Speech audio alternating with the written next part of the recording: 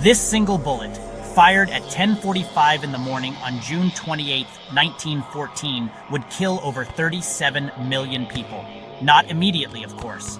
The man who fired it had no idea that pulling that trigger would unleash the most devastating war humanity had ever seen. To understand how World War I really started, we need to go back to Europe in 1914. Imagine a continent that was essentially one giant powder keg, just waiting for a spark. Europe was divided into two massive alliance systems. On one side, you had the Triple Alliance: Germany, Austria, Hungary, and Italy. On the other side, the Triple Entente: France, Russia, and Britain. These weren't just friendly agreements. They were binding military pacts that meant if one country was attacked, their allies were obligated to join the fight. But the real powder keg was Austria-Hungary itself.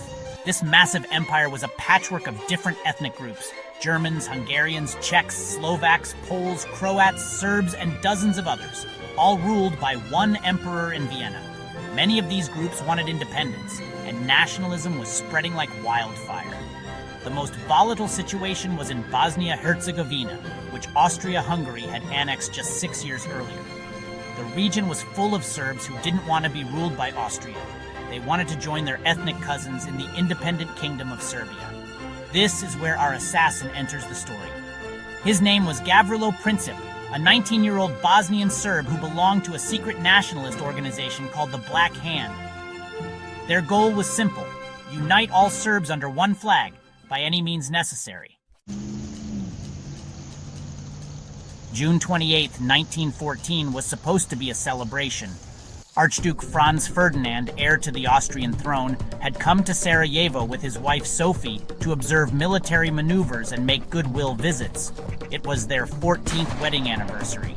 But the Black Hand had other plans. They positioned 6 assassins along the Archduke's parade route. The first attempt failed when conspirator Nedeljko Kabrinović threw a bomb at the royal car, but it bounced off and exploded behind them, injuring spectators but leaving Franz Ferdinand unharmed. Here's where fate intervened in the most incredible way. After the bombing attempt, security decided to change the route to visit the injured in the hospital. But nobody told the driver about the route change. So when the royal motorcade reached the junction where they were supposed to turn, the driver took the original route by mistake. When officials realized the error, they ordered him to stop and reverse, right in front of a delicatessen where, by pure coincidence, Gavrilo Princip was buying a sandwich. Princip couldn't believe his luck. The most powerful man in Austria-Hungary had literally stopped 5 feet away from him. He pulled out his pistol, took 2 steps forward, and fired twice. The first bullet hit Franz Ferdinand in the neck. The second struck Sophie in the abdomen. Both would be dead within the hour. Princip was immediately tackled and arrested. As he was dragged away, he reportedly shouted, "I am a Yugoslav nationalist, aiming for the unification of all Yugoslavs, and I do not care what happens to me." Now, here's what's fascinating. For almost a month, nothing happened. Franz Ferdinand wasn't particularly popular in Austria, and honestly, many people thought the crisis would just blow over, but they were catastrophically wrong. Behind the scenes, Austria-Hungary's government was furious. They saw this as the perfect opportunity to crush Serbian nationalism once and for all. But they had a problem. Serbia was allied with Russia, and Russia was much stronger than Austria. This is where the alliance system became deadly. On July 5th, Austria asked Germany for support. Germany's Kaiser Wilhelm II gave them what historians call the blank check, essentially promising that Germany would back Austria no matter what they decided to do. Emboldened, Austria delivered an ultimatum to Serbia on July 23rd, exactly 1 month after the assassination. The demands were deliberately impossible to accept. Austria wanted the right to send their own police into Serbia to investigate the assassination, which would have basically made Serbia a puppet state. Serbia accepted almost every demand, except the one that would have destroyed their sovereignty. To Austria, this was enough to declare war. On July 28th, exactly 1 month after Franz Ferdinand's death, Austria-Hungary declared war on Serbia. And then the dominoes started falling, exactly as the alliance system demanded. Russia began mobilizing to support Serbia. Germany declared war on Russia. France began mobilizing to support Russia. Germany declared war on France and invaded Belgium to attack France quickly.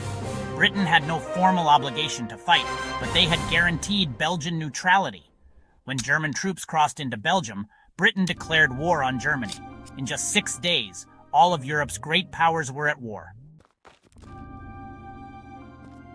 What happened next reveals the most terrifying aspect of this story. Once the mobilization started, nobody could stop it.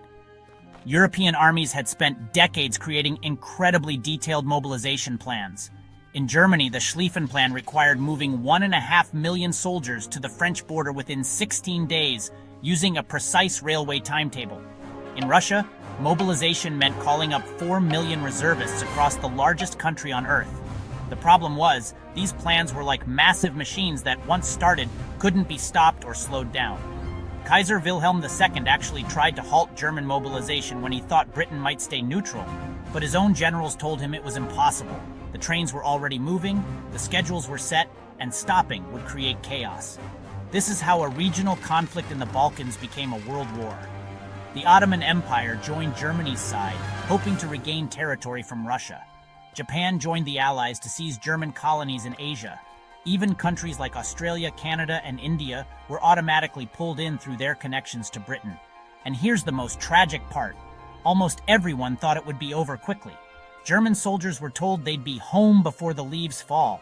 French and British leaders promised their boys would be back by Christmas. Instead, they got 4 years of industrialized slaughter that killed a generation. Let's talk numbers, because they tell the story of how catastrophic this chain reaction really was. World War I killed approximately 17 million people and wounded 20 million more. That's more than the entire population of many countries. The war cost over $200 billion, money that could have built schools, hospitals, and infrastructure instead of trenches and weapons. 4 empires completely collapsed: Austria-Hungary, Germany, Russia, and the Ottoman Empire. The map of Europe was completely redrawn. New countries like Poland, Czechoslovakia, and Yugoslavia were created from the ruins. The war triggered revolutions across Europe. The Russian Revolution brought the communists to power, setting up the ideological conflict that would define the 20th century. Germany's defeat and the harsh peace treaty created the conditions that would lead to an even worse war just 20 years later. The economic devastation was unimaginable. Entire regions were destroyed, currencies collapsed, and the global economy didn't fully recover until after World War II, if then. But the human cost went beyond statistics. An entire generation of young men was either killed or traumatized. Families were destroyed, traditional social structures collapsed. The optimism and confidence of the 19th century died in the trenches of the Western Front. So what can we learn from how one man's death started the most devastating war in human history up to that point? First, complex alliance systems can turn small conflicts into massive ones. Today's world has similar webs of military and economic partnerships that could theoretically drag multiple nations into conflict. Second, nationalism and ethnic tensions don't disappear. They simmer until they explode. We've seen this pattern repeat in places like Yugoslavia in the 1990s, and we see similar tensions today in various regions around the world. But there's also hope.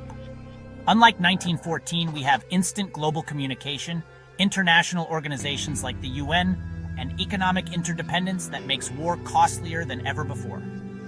Gavrilo Princip spent the rest of his short life in prison, dying of tuberculosis in 1918, never knowing that his 2 shots had killed 37 million people.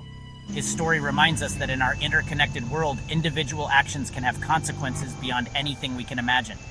What do you think? Could something like World War I happen today? Let me know in the comments, and if you want to explore more about how small events changed history, subscribe for more deep dives into the moments that shaped our world.